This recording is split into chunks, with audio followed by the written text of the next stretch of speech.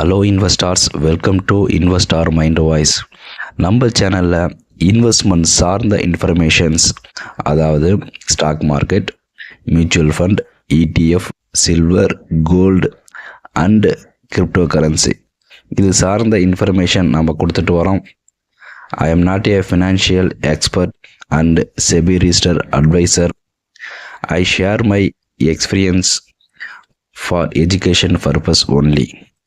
நம்ம சேனலுக்கு YouTube, Facebook, Instagram, X தளம் என்கிற ட்விட்டர் இதில் எல்லாமே அக்கௌண்ட் இருக்குது. இந்த இன்ஃபர்மேஷன் நீங்கள் தொடர்ந்து உங்களுக்கு கிடைக்க நீங்கள் இதில் ஃபாலோ பண்ணலாம், லைக் பண்ணலாம், சப்ஸ்கிரைப் பண்ணலாம். வாங்க வீடியோக்குள்ளே போவோம். ஹலோ இன்வெஸ்டார்ஸ், இன்றைக்கி நம்ம இந்த வீடியோவில் மெயினாக ஒரு 4 விஷயத்தை பற்றி பார்க்க போகிறோம். அது என்னென்னா, ஃபஸ்ட்டு விஷயம் பார்த்திங்கன்னா, நம்ம டொனால்டு ட்ரம்ப் அண்ட் ஜெலன்ஸ்கி 2 பேரும் யுக்ரைன் அண்ட் ரஷ்யா வாரை பற்றி டிஸ்கஸ் பண்ண போகிறாங்க.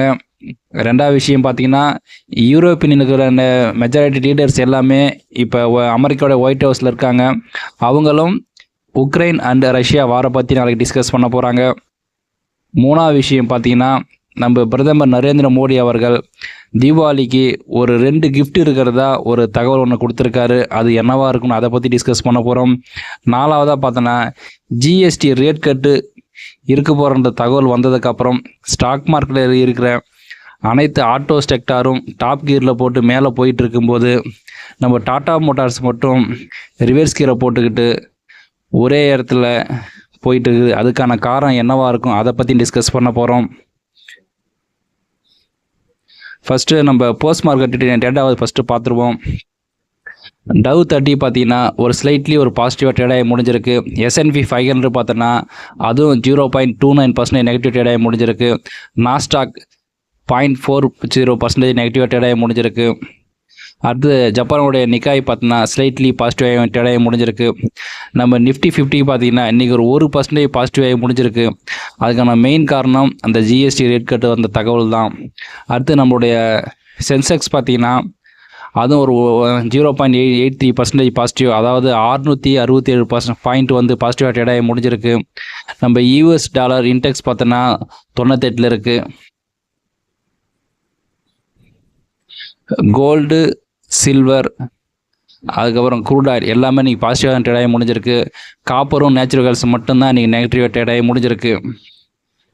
நம்ம செக்டார் வைஸ் இண்டெக்ஸ்லாம் எப்படி ட்ரேடாகி முடிஞ்சுன்னு பார்ப்போம். ஆட்டோ செக்டார், பேங்க்கு, கமோடிட்டி, எனர்ஜி, FNTC, அதாவது நம்ம இருக்கிற 14 இண்டெக்ஸில் இண்டிசஸில் பார்த்தீங்கன்னா 10 பாசிட்டிவாக ட்ரேடாகி முடிஞ்சிருக்கு. ஒரு 4 செக்டார் மட்டும் நெகட்டிவாக ட்ரேடாகி முடிஞ்சிருக்கு. அந்த 4 எதுனா IT, media, pharma and BSE. இந்த 4 செக்டார் மட்டும்தான் இன்றைக்கி ஒரு நெகட்டிவாக ட்ரேடாகி முடிஞ்சிருக்கு. FIs அண்ட் DIs உடைய ஆக்டிவிட்டீஸ் பார்ப்போம். நம்ம இதில் 3 கேட்டகரியாக பிரிக்கிறோம். ஒன்று date wise, month wise and year wise. First date wise பார்த்துருவோம். ஆகஸ்ட் 18 பார்த்திங்கன்னா 550 கோடி FIs செல் பண்ணியிருக்காங்க. அது ஒரு பாசிட்டிவ். DIs பார்த்திங்கன்னா 4103 கோடி நெட்டாக பை பண்ணியிருக்காங்க. இது ஒரு பாசிட்டிவ். FIs பார்த்தோன்னா லாஸ்ட் ஒரு 4 டேஸாக தொடர்ந்து அவங்க செல் தான் பண்ணியிருக்காங்க. இந்த மந்த்து ஸ்டார்டிங்லேருந்து பார்க்கும்போது 8 ஆகஸ்ட் ஒரு 1932 கோடி பை பண்ணியிருக்காங்க. அதுக்கப்புறம் ஒரு 10 நாள் கழித்து 18 ஆகஸ்ட் தான் ஒரு 550 கோடி நெட்டாக பை பண்ணியிருக்காங்க. பட் ஓவராலாக இந்த மந்த்து ஃபுல்லாகவே DIs பை தான் பண்ணியிருக்காங்க. என்ன பண்ணி என்ன யூஸு? மார்க்கெட் ஒரு சைடு வேஸ்லேயும் ஒரு லோவ்லையும் தான் போயிட்டுருக்கு. ஸோ எப்பயுமே FI உடைய இன்வெஸ்ட் பண்ணுறது தான் எப்பயுமே மார்க்கெட் பெருசாக எடுத்துக்கிட்டு அவங்க பை பண்ணால் மேலே போகும். எப்பயுமே மந்த் வைஸ் பார்க்கும்போது இந்த இயர், அதாவது டிசம்பர் 24 இப்போ ஆகஸ்ட் 25 வரைக்கும் கிட்டத்தட்ட பார்த்திங்கன்னா ஒரு 4 மாதம் மட்டுமே அவங்க பை பண்ணியிருக்காங்க. ரிமைனிங் இருக்கிற ஒரு 5 மாதம் பார்த்தோன்னா அவங்க பை பண்ணதை விட அதிகமாக செல் தான் பண்ணியிருக்காங்க. நம்ம DIs எப்பவுமே ஓவராலாக தொடர்ந்து பை தான் பண்ணியிருக்காங்க. இயர் ஆன் இயர் பார்க்கும்போது 2017 2025 வரைக்கும் இந்த மொத்த இயரில் 2019 2020 இந்த 2 வருஷம் மட்டும்தான் எஃப்ஐஸ் வந்து நெட்டாக பை பண்ணியிருக்காங்க. மீதி எல்லா இயரும் பார்க்கும்போது அவங்க வந்து டோட்டலாக பார்த்தோன்னா செல் பண்ணி நம்ம இந்தியாவில் இருக்கிற எல்லா இன்வெஸ்டர்ஸோடைய, அதாவது குறிப்பாக ரீட்டைல் இன்வெஸ்டர்ஸோடைய மொத்த அமௌண்ட்டும் அவங்க எடுத்துக்கிட்டு போயிட்டே இருக்கிறாங்க. அதை குறிப்பாக சொல்லணும்னா ஜானி ஸ்ட்ரீட், ரீசெண்டாக அதையெல்லாம் கேள்விப்பட்டிருப்பீங்க. அந்த ஒரு கம்பெனி பார்த்திங்கன்னா இந்தியாவில் இருக்கிற எல்லாத்தையும் எஃப்1 ஹவுஸில் வந்து ஒரு சில மானிப்புலேஷன்லாம் பண்ணி நிறைய அமௌண்ட், அதாவது வருஷத்துக்கு 40,000 கோடி பார்த்திங்கன்னா இயர் ஆன் இயர் அவங்க வந்து 2017 இந்தியாவில் வந்து அமௌண்ட் எடுத்துகிட்டு போனதாக ஒரு தகவல். ஆனால் அவங்க வந்து ஒரு குறிப்பிட்ட நாள் மட்டும் செபி வந்து சஸ்பெண்ட் பண்ணாங்க. மறுபடியும் ஒரு 4,000 கோடி மட்டும் பெனால்ட்டியாக பே பண்ணிவிட்டு மறுபடியும் பார்த்திங்கன்னா அவங்க வந்து ஷேர் மார்க்கெட்டில் இன்வெஸ்ட்மெண்ட் பண்ணிகிட்ருக்காங்க. டாப் கெய்னர்ஸ் டாப் லூசர்ஸ் பற்றி பார்த்துருவோம். டாப் கெய்னர்ஸ் பார்த்தோன்னா லட்சுமி ஆர்கானிக்ஸ் பார்த்தீங்கன்னா ஒரு 20% மேலே பாசிட்டிவ் ட்ரேடாக முடிஞ்சிருக்கு. ஐஎஃப்பி பார்த்தீங்கன்னா ஒரு 20% மேலே பாசிட்டிவ் ட்ரேடாக முடிஞ்சிருக்கு. ஆதித்யா விஷன் 13% மேலே, பிரின்ஸ் பைப்ஸ் பார்த்தீங்கன்னா 13% மேலே, ஜெய் கார்ப்ஸ் பார்த்தீங்கன்னா 12% மேலே பாசிட்டிவ் ட்ரேடாக முடிஞ்சிருக்கு. டுடே டாப் லூசர்ஸும் பார்த்தீங்கன்னா டேட்டா மேட்டிக்ஸ் குளோபல் பார்த்தீங்கன்னா ஒரு 10% மேலே நெகட்டிவாக முடிஞ்சிருக்கு. காட்ஃப்ரே பிலிப்ஸ் பார்த்தீங்கன்னா ஒரு 5% மேலே, ஈத்தோஸ் பார்த்தீங்கன்னா 4%, ஆரோரா சொல்யூஷன் பார்த்தீங்கன்னா 3% மேலே, டெக்னோ எலக்ட்ரானிக்ஸ் 3% மேலே, கிளென்மார்க் ஃபார்மா பார்த்தீங்கன்னா 3% மேலே, சுஸ்லான் வந்து ஒரு 3% மேலே நெகட்டிவ் ட்ரேட் ஆகி முடிஞ்சிருக்கு. ஸோ சுஸ்லான் வந்து பார்த்திங்கன்னா அட் ப்ரெசண்ட்டாக ஒரு நல்ல கன்சிடர் பண்ணக்கூடிய லெவலில் வந்திருக்கு. அட் ப்ரெசண்ட்டாக ஒரு 58 ரூபாய்க்கு ஷேரு இதாக இருக்குது.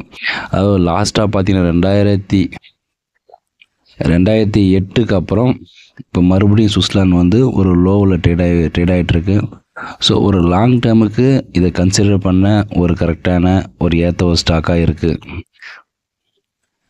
நம்ம குளோபல் நாட்டாம ட்ரம்ப்பும் உக்ரைன் பிரசிடெண்ட் ஜெலன்ஸ்கியும் பார்த்திங்கன்னா மண்டே வந்து ஒயிட் ஹவுஸில் நைட்டு 10:30 PM ஒரு மீட்டிங் நடக்கிறதா ஒரு தகவல் ஒன்று வந்திருக்கு.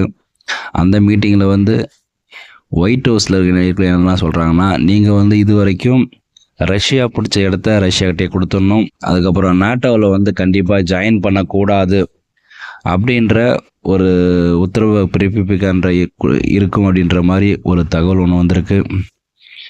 அதே மாதிரி யூரோப்பில் இருக்கிற டாப் லீடர்ஸ் எல்லாருமே இந்த ஒரு மீட்டிங்கில் வந்து பார்ட்டிசிபேட் பண்ணுறதா இன்னொரு தகவல் வந்திருக்கு. அவங்க வந்து கண்டிப்பாக உக்ரைனுக்கு தான் சப்போர்ட் பண்ணுவாங்க. அந்த ஒரு மீட்டிங்கோட ஒரு டேட்டா வந்திருக்கு. நான் அதை ஒரு தனி வீடியோவாக டீட்டெயிலாக போடுறேன். என்னால் நிறைய நியூஸஸ் வந்து சொல்லியிருக்காங்க.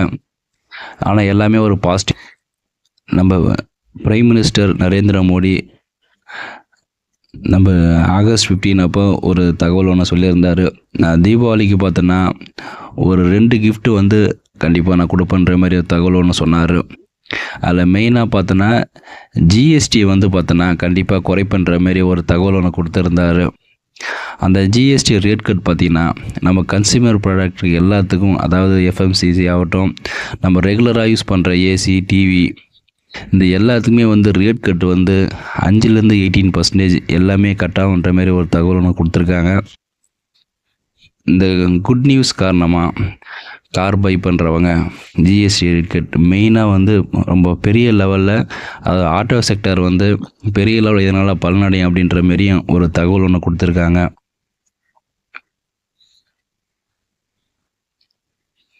இந்தியாவில் ஜிஎஸ்டியோடைய ஸ்லாப் வந்து ஒரு 5 பிரிச்சிருக்காங்க.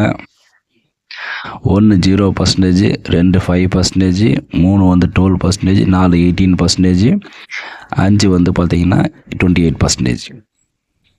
இதில் 0%ன்றது நம்ம கன்சியூமர்ஸ் யூஸ் பண்ணுற மில்க்கு, இந்த மாதிரி ஒரு சில ஐட்டம்ஸ் எல்லாமே 0% வந்துடும். 5%ன்றது ஒரு மாஸ் கன்செப்ஷன், அதாவது நம்ம வந்து யூஸ் பண்ணுற டீ, காஃபி இந்த மாதிரி விஷயங்கள், சுகர் இது எல்லாமே 5% வந்துடும். 12% இது ப்ராசஸிங் ஃபுட், இந்த கம்ப்யூட்டர், எலக்ட்ரானிக்ஸ் இந்த மாதிரி ஐட்டம்ஸு. 18%ன்றது soap, toothpaste, refrigerator, smart phone, நம்ம ரெகுலர் கன்சப்ஷன் இது வந்து 18%. 28ன்றது luxury cars, pan masala, tobacco இந்த மாதிரி, அதாவது ஏரேட்டட் ட்ரிங்க்ஸ், ஆல்கஹால் இது எல்லாமே வந்து 28%. இப்போ நம்மளுடைய மார்க்கெட்லேயும் சரி, நம்ம நிறைய ஆன்லைன் நியூஸ் என்ன வருதுன்னா, இந்த 18% இப்போ 28% டோட்டலாக வந்து கேன்சல் பண்ணிவிட்டு, இதுக்கப்புறம் 5%, 12% இது மட்டும்தான் இருக்கும். ப்ளஸ் அடிஷ்னலாக இந்த 0% இருக்கும். இந்த 1, 2, 3 இந்த 3 மட்டும்தான் இருக்கும். மற்ற எல்லாமே கேன்சல் பண்ண போகிறாங்க அப்படின்ற மாதிரி ஒரு தகவல் வந்து பேசிகிட்டு இருக்காங்க. பட் நம்ம ஃபினான்ஸ் மினிஸ்டரோ அல்லது நம்ம பிரசிடெண்ட்டோ இந்த தகவலை உறுதிப்படுத்தலைனாலும் வரக்கூடிய தகவல்கள் அப்படி தான் இருக்குது. ஸோ இதை நம்ம வந்து தீபாவளி டைமில் மட்டும்தான் இந்த அனௌன்ஸ்மெண்ட் எப்படி இருக்குன்னு நம்ம கண்டிப்பாக நம்ம சொல்ல முடியும். ஸோ வெயிட் பண்ணி வாட்ச் பண்ணுவோம். ஆட்டோ செக்டாரில் இருக்கிற எல்லா கம்பெனியுமே பார்த்தோன்னா, நம்ம மோடி அவர்கள் அந்த அனௌன்ஸ்மெண்ட்டுக்கு அப்புறம் ப்ளஸ் ஜிஎஸ்டி ரேட் கட் இருக்குன்ற ஒரு தகவல் வந்ததுக்கப்புறம் கூட எல்லா கம்பெனியுமே பார்த்தோன்னா, குறிப்பாக ஆட்டோ செக்டர் எல்லா கம்பெனியுமே டாப்பில் தான் போயிருந்தது. அதை சொல்லப்போனால் டிவிஎஸ் பார்த்தோன்னா கிட்டத்தட்ட ஒரு 6%க்கு மேலே, மகேந்திரா ஒரு 3% மேலே ட்ரேட் ஆகி முடிஞ்சிருக்கு. ஹீரோ மோட்டார்ஸ் காப் நியரஸ்ட் 6%க்கு மேலே, டாடா மோட்டார்ஸ் 1.7% மட்டும்தான். ஆட்டோ செக்டரில் எல்லா கம்பெனியுமே பார்த்தோன்னா சூப்பராக பர்ஃபார்மன்ஸ் பண்ணும்போது, நம்ம டாடா மோட்டார்ஸ் மட்டும் மேலே ஏறவா என்ன பண்ணுவான்னு சொல்லிட்டு ஒரே இடத்த சுற்றி வந்துட்டுருக்காங்க. அதுக்கான காரணம் என்னன்னு தெரியல. அதை அவங்களோட இதுவரைக்கும் ரிட்டர்ன்ஸ் எப்படிலாம் கொடுத்துருக்கான்றது அதையும் கொஞ்சம் பார்த்துருவோம். டாடா மோட்டார்ஸ் அவங்களுடைய ரிட்டர்ன்ஸ் பார்த்தோன்னா லாஸ்ட் 1 இயராக ஒரு நெகட்டிவ் ரிட்டர்ன்ஸ் தான் கொடுத்துருக்காங்க. -9.79, 459%. அதாவது லாஸ்ட் 5 இயர்ஸ் நீங்கள் ஒரு அமௌண்ட்டு போட்டிருந்தீங்கன்னா கிட்டத்தட்ட 4 மடங்கு ரிட்டர்ன்ஸ் கொடுத்துருக்கோம். ஓவராலாக பார்க்கும்போது டாடா மோட்டார்ஸ் 2030%, அதாவது ஸ்டார்டிங்கிலேருந்து நீங்கள் ஒரு அமௌண்ட்டு போட்டிருந்தா 20 மடங்கு ரிட்டர்ன்ஸ் கொடுத்துருக்கோம். அந்த 20 மடங்குன்றது 1999 தான் பார்த்தோன்னா டாடா மோட்டார்ஸ் வந்து நம்ம ஷேர் மார்க்கெட் லிஸ்டிங் ஆனாங்க. அப்போலேருந்து இப்போ வரைக்கும் பார்க்கும்போது இந்த ரிட்டர்ன்ஸ் வந்து உண்மையிலேயே ரொம்ப லோ. ஏன் சொல்கிறேன்னா 1999 இப்போ வரைக்கும் பார்க்கும்போது கிட்டத்தட்ட ஒரு 25 வருஷம். 25 வருஷத்தில் நீங்கள் பார்க்கும்போது ஒரு 20 மடங்குன்றது கொஞ்சம் லோ தான். பட் இது வந்து ஒரு ஸ்டேபிளான ரிட்டர்ன்ஸ் கொடுக்கக்கூடிய ஒரு மிகப்பெரிய, இந்தியாவில் மிகப்பெரிய டாடா குரூப்ஸில் இருக்கிற ஒரு கம்பெனி. பட் அட் ப்ரெசண்ட்டாக இதனுடைய சேல்ஸும் சரி, ப்ராஃபிட்டும் சரி எல்லாமே தொடர்ந்து வந்து ஒரு டவுனில் தான் போயிட்டுருக்கு. அதுக்கு நிறையா கீ ஃபேக்டர்ஸ் நிறையா இருக்குது. அது காரணம் இவங்களுடைய காம்படிட்டர்ஸ் வந்து இப்போ அட் ப்ரெசன்ட் எல்லாம் ஒரு ஸ்ட்ராங்கான ஒரு சேல்ஸும் சரி, மாடலும் சரி எல்லாம் கொடுத்துட்ருக்காங்க. பட் இவங்களுக்கு வரக்கூடிய நிறைய மாடல்ஸ் பார்த்தோன்னா அவங்கள பீட் பண்ணுற மாதிரி இல்லை. குறிப்பாக இவங்களுடைய லக்ஸரி காரான ஜேஎல்ஆர் பார்த்தோன்னா அட் ப்ரெசண்ட்டாக ஃபாரினில், அதை குறிப்பாக யூகே அண்ட் யூஎஸ் இந்த 2 கண்ட்ரிலேயும் அவங்களோட சேல்ஸ் வந்து மெயினாக ரொம்ப ட்ராப் ஆகிருக்கு. ஏன்னா இவங்களுடைய இதில் மொத்த ரிட்டர்ன்ஸில் பார்த்தோன்னா ஜேஎல்ஆர் தான் பார்த்திங்கன்னா ஒரு 10%க்கு மேலே அவங்க கொடுக்குறாங்க. ஸோ அதனால் அது அந்த ஒரு செக்டாரில் இருக்கிற இந்த ஒரு லக்ஸரி கார் மட்டும் ரொம்ப டவுனில் வந்து அவங்க ப்ராஃபிட்டும் சரி, சேல்ஸ் இருக்கிற காரணத்தால் இந்த கம்பெனி தொடர்ந்து டவுன் ஆகிட்டுருக்கு. அதேமாதிரி இன்னும் ஒரு 2 மாதத்துக்குள்ளே என்னோடய டீமெர்ஜரும் நடக்கின்ற மாதிரி இன்னொரு தகவலும் வந்திருக்கு. ஸோ அடுத்தடுத்த அப்டேட்டில் அது எப்படி இருக்குன்னு பார்ப்போம். நம்ம நிஃப்டி 50 பார்த்திங்கன்னா ஒரு 1% பாசிட்டிவ் ட்ரேடாக முடிஞ்சிருக்கு. 24,886 பாயிண்டில் இருக்குது. அட் ப்ரெசண்ட்டாக இது பார்த்திங்கன்னா ஒரு 200 டேஸ் மூவிங்லேயும் 52 மேலேயும் இந்த ஸ்டாக் இருக்குது. ஸோ இதுக்கப்புறம் இது இப்படியே பிரேக் அவுட் ஆச்சுன்னா கண்டிப்பாக இந்த ஸ்டாக் மேலே போக வாய்ப்பு இருக்குது. இப்போ அட் ப்ரெசண்ட்டாக நம்ம இந்தியாவில் எந்த ஒரு ஃபோர்காஸ்ட்டும் கிடையாது. இப்போ நம்ம ஃபோக்கஸ் பண்ண வேண்டியது என்னென்னா ரஷ்யா அண்டு யுக்ரைன் இவங்களுடைய பீஸ், அவங்க டாக், இது மட்டும் ஒரு நல்ல விஷயமா முடிஞ்சிருச்சுன்னா கண்டிப்பாக வேர்ல்டு மார்க்கெட் எல்லாமே ஒரு டாப்பில் மேலே தான் போகும். ஒருவேளை இந்த டாக்கோ இல்லை வேறு ஏதாவது ஒரு நெகட்டிவ் நியூஸ் வந்ததுன்னா கண்டிப்பாக ஒரு 24,600 நெக்ஸ்ட் லெவலில் வரும். அப்புறம் 24,500 நெக்ஸ்ட் லெவலில் வந்து மார்க்கெட் கீழே வரலாம். இன்கேஸ் மார்க்கெட் மேலே போச்சுன்னா 25,000 கண்டிப்பாக இந்த வீக்கோ இல்லை நெக்ஸ்ட் வீக்குள்ளேயே கண்டிப்பாக மேலே போக நிறைய வாய்ப்புகள் இருக்குது. ஏன்னா வரக்கூடிய நிறைய நியூஸ்கள் வந்து ஒரு பாசிட்டிவாக வந்துட்டுருக்கு. ஸோ அடுத்தடுத்து எப்படி இருக்குன்னு நம்ம வாட்ச் பண்ணுவோம். தேங்க்யூ.